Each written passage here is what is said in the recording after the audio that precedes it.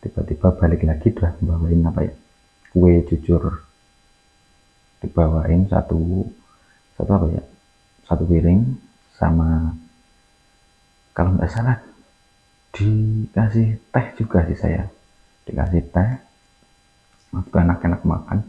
Belakang ada yang manggil saya lagi, tapi kalau yang ini bukan ya dua sepupu saya tadi yang manggil saya. Sepupu saya manggil, di otomatis refleks saya kan langsung noleh ke belakang. Waktu saya noleh ke belakang, saya noleh ke depan lagi. Yang tadinya saya lihat itu rumah, interiornya dari kayu yang waktu zaman itu udah termasuk mewah ya. Soalnya tahun segitu kan kebanyakan rumah itu terbuat dari kanyangan bambu. Tiba-tiba berubah jadi pohon, nggak ada rumah. Langsung nangis. Assalamualaikum warahmatullahi wabarakatuh. Masih bersama kami di channel DNA Brother. Dan di kesempatan hari ini mungkin masih sama seperti biasanya. Kita berada di segmen James Jagung Misteri, guys.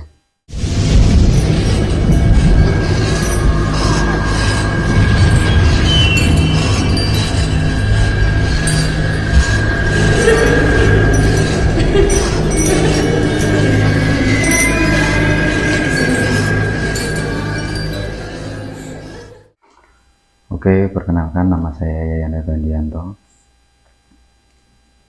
Mungkin untuk segmen-segmen berikutnya saya akan membawakan cerita-cerita horor. Mungkin kalau teman-teman punya cerita horor, silahkan kirim ke email yang ada di bawah.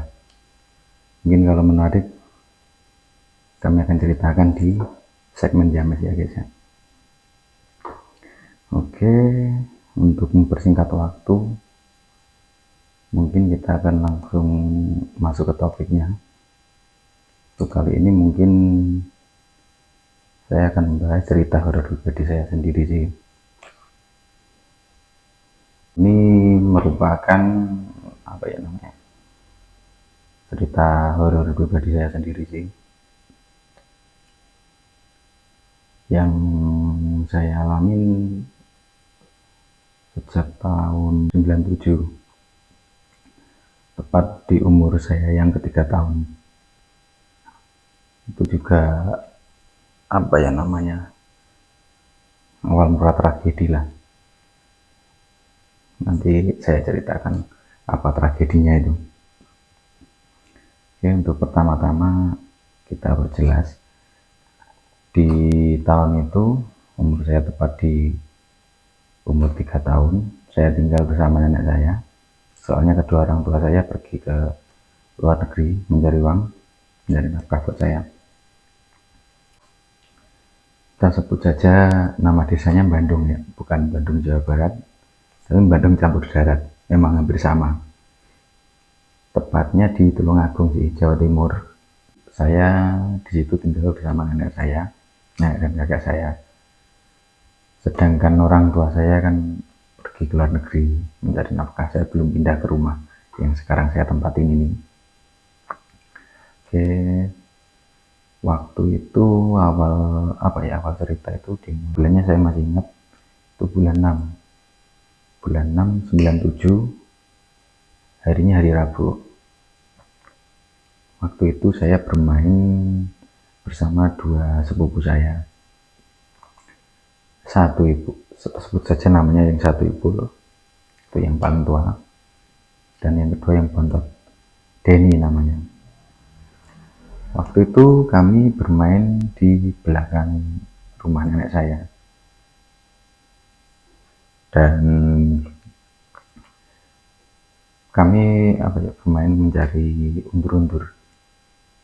Soalnya kontur tanah di rumah nenek saya itu kan pasir. Jadi untuk habitat hidup undur-undurnya itu masih terjaga sih. Sama ya tahun segitulah. Kalian juga tahu sendiri, HP aja masih belum ada ya. Mungkin ada, tapi buat kalangan-kalangan yang mampu. Waktu kami lagi asik mencari undur-undur, tiba-tiba di sana apa ya namanya, seperti apa ya, ada yang manggil nama saya. Oke, memang nama saya ya Ferdianto, tapi biasanya dipanggil di desa saya itu Pendi.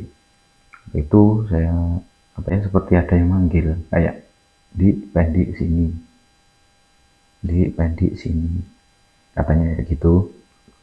Terus kan saya cari, waktu itu saya apa ya, namanya juga anak kecil penasaran, saya cari. Waktu itu dua sepupu saya pun mungkin nggak dengar sih. Itu saya cari sampai temunya itu di, maaf saya sebut, itu dekat Kakus. Oh iya, buat penjelasan, kalau zaman dulu itu kan belum, masih mewah, terlalu mewah lah. Kalau apa ya namanya, WC yang ada di dalam rumah, otomatis kan kebanyakan WC-nya WC langsung ke tanah.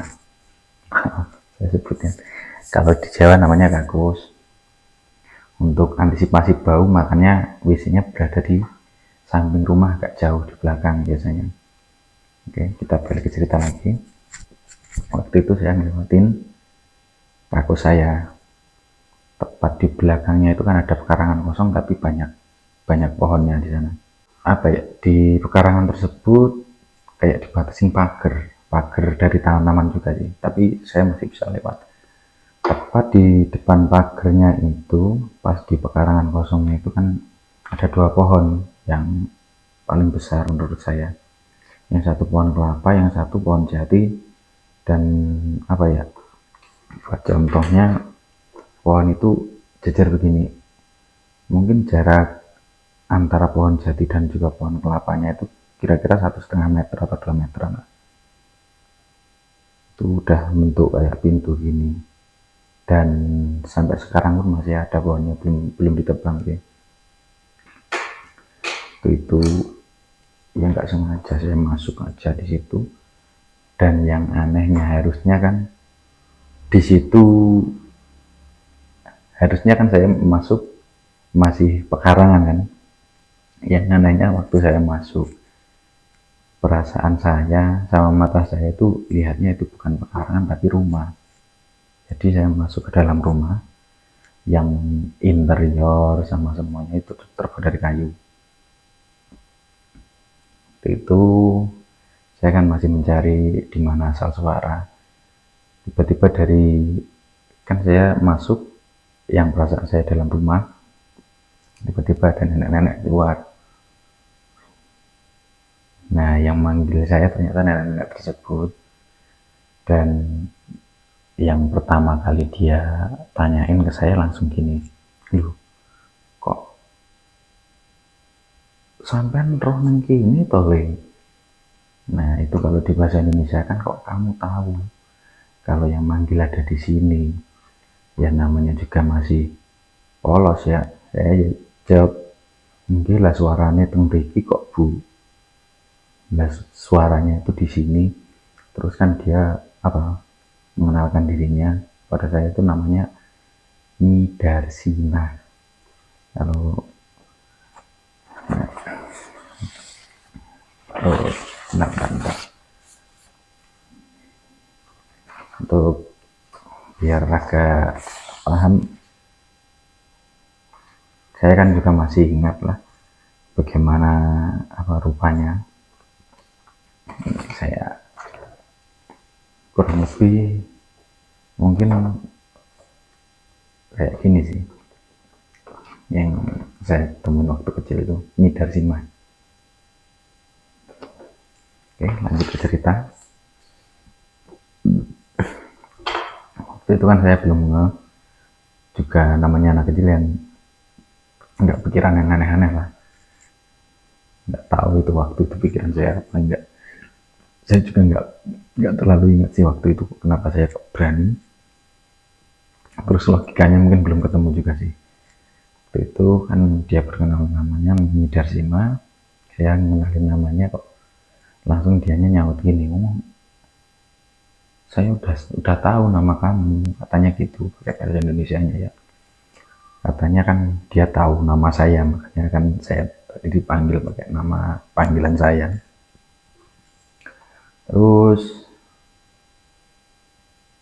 apa ya namanya, waktu itu dia nawarin makan,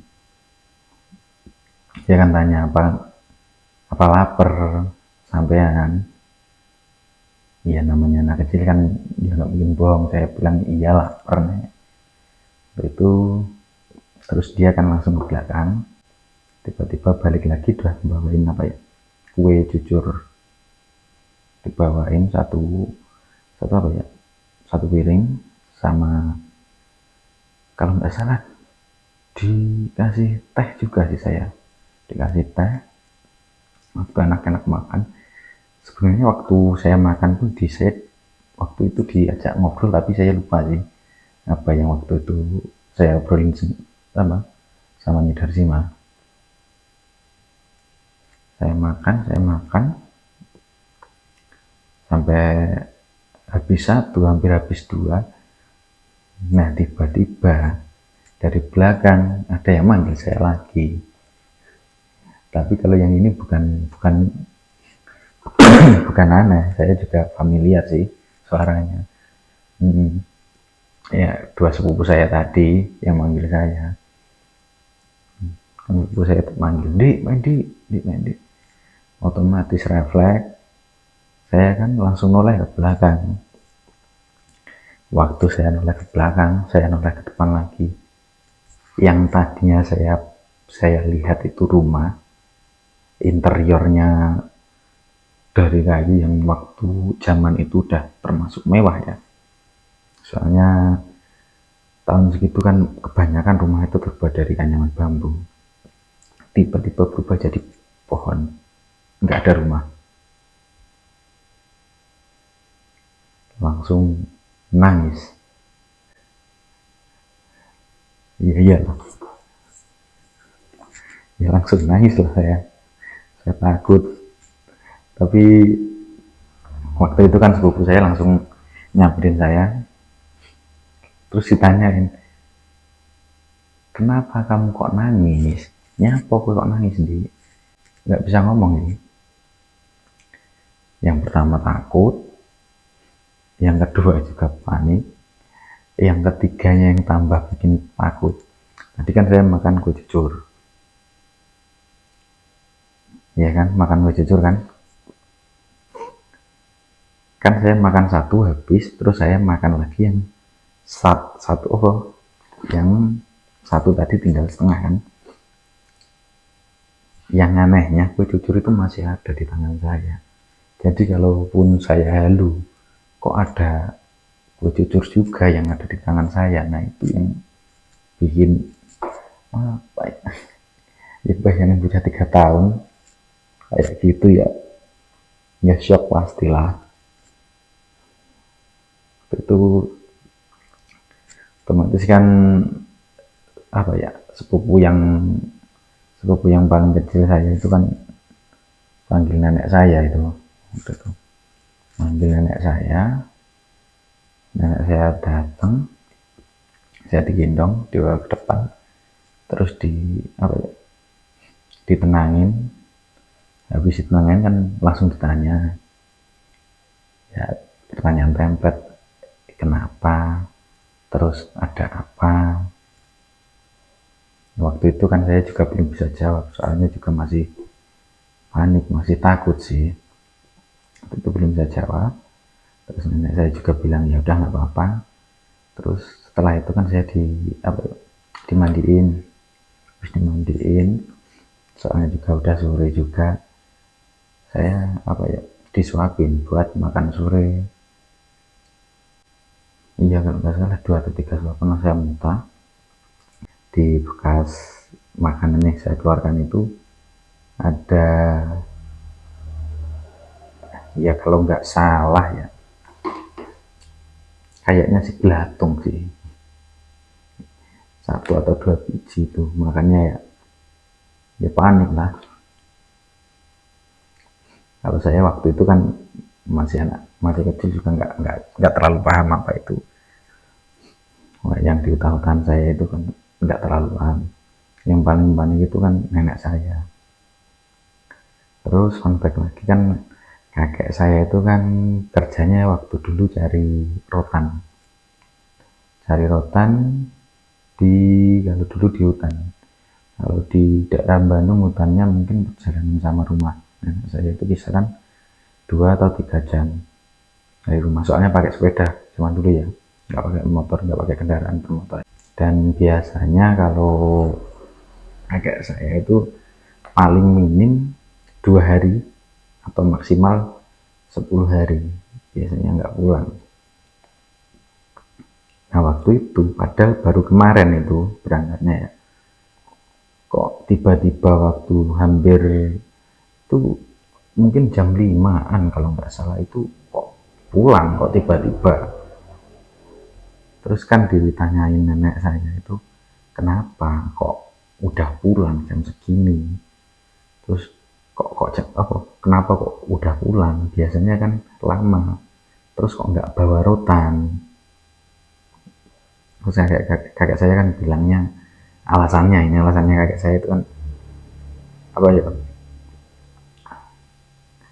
budale sesuk wae, berangkatnya besok lagi aja, tadi apa perasaanku nggak enak, katanya perasaan kakek saya itu nggak enak, terus pulang. Padahal itu belum, ya udah sehari, tapi ya aneh aja sih menurut nenek saya mungkin. Nah waktu itu kan langsung nyamperin saya, waktu itu kan saya di ruang tamu. Terus kakek saya tanya gini, saya masih ingat, le, kue mang ngopo roh sing neng buritan oma. Kayak saya langsung nanya gitu. Terus kan sebelumnya saya nggak cerita juga sih sama nenek saya sama kedua sepupu saya. Kakek saya bilang, tanya begitu, terus saya jawab ngangguk, soalnya juga masih takut sih, dan habis muntah juga, badan juga masih lemas. Saya ngangguk, kue ditakoni opo eling opo ora, kakek saya tanya gitu. Saya bilangnya eling kong, waktu itu loh ya. Sekarang saya lupa sih apa yang ditanya itu, sorry. Terus kalau nggak salah itu waktu itu saya cerita ke kakek saya, terus kata kakek saya nggak ada yang aneh, cuma saya masih ingat satu yang apa ya, menurut saya paling membekas juga sih. Kan waktu saya masuk itu rumahnya perabotannya full dari kayu. Terus di depan meja makan waktu saya makan kue jujur, kan ada kayak lemari kayu yang agak tinggi, mungkin tingginya kisaran 2 meteran. Di atas lemari kayu itu kayak apa ya, kayak tersimpan peti ya kalau nggak salah, mungkin ukurannya kurang lebih 30 sentian seginian, kotak kayu. Kalau teman-teman biar relate, kayak apa ya, kayak kotak harta itu. Jadi kotak kayu biasa, kotak persegi panjang itu, sama di atasnya tutupnya ada kayak setengah lingkaran. Tadi minum dulu biar nggak haus.